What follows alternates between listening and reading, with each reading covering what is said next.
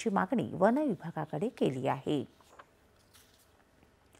बुलढाणा जिल्ह्यातले सतीश टाकळकर आणि त्यांच्या भागातील केळी उत्पादक सहकाऱ्यांनी एकत्रित येऊन अभ्यासपूर्ण नियोजनाने चांगल्या दर्जाचं उत्पादन घेत गावच्या केळ्यांची थेट परदेशात निर्यात सुरू केली आहे। पाहूया याविषयी। शेतीमध्ये नैसर्गिक आपत्ती येऊनही न डगमगता बुलढाण्याच्या संग्रामपूर तालुक्यातल्या वरवट बकाल या आदिवासी बहुल भागातले शेतकरी सतीश टाकळकर यांनी थेट परदेशात केळीची निर्यात करून लाखो रुपयांचं उत्पन्न मिळवलं आणि आपल्या सहकाऱ्यांसमोर नवीन आदर्श निर्माण केला आहे।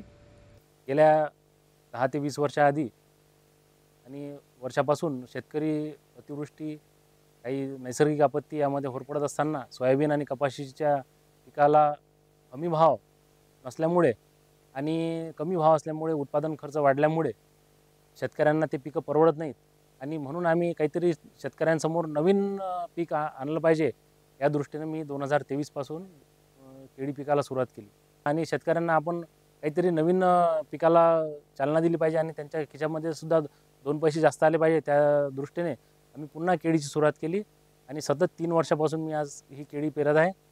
टाकळकर यांनी त्यांच्या बरोबरीनं वरवट बकाल तसंच काकणपाडा या परिसरातल्या इतर शेतकऱ्यांना सुद्धा केळीची लागवड करायला सांगितली। त्यामुळे ही उत्कृष्ट दर्जाची केळी आता आपल्याकडे बाजारभाव कमी मिळत असल्यामुळे इराण तसंच जर्मनी अशा देशांमध्ये निर्यात होत आहेत आणि त्यामधून शेतकऱ्यांना उत्तम उत्पन्न मिळू लागले।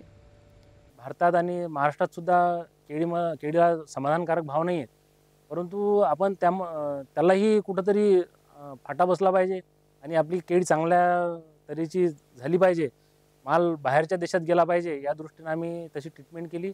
वेगवेगळ्या कंपनीचं मार्गदर्शन आणि फवारण्या वगैरे ऑर्गॅनिक सारख्या फवारण्या घेऊन आम्ही ती एक्सपोर्ट दर्जाची केळी आज उत्पादित केलेली आहे।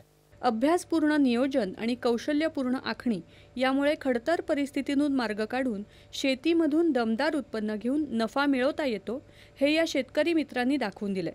त्याबद्दल त्यांच्या या निर्यात उपक्रमाचं कौतुक समाजाकडून होताना दिसतंय। दूरदर्शन बातम्यांसाठी सचिन ठाकरे, बुलढाणा। आता क्रीडा वृत्त। गोव्यात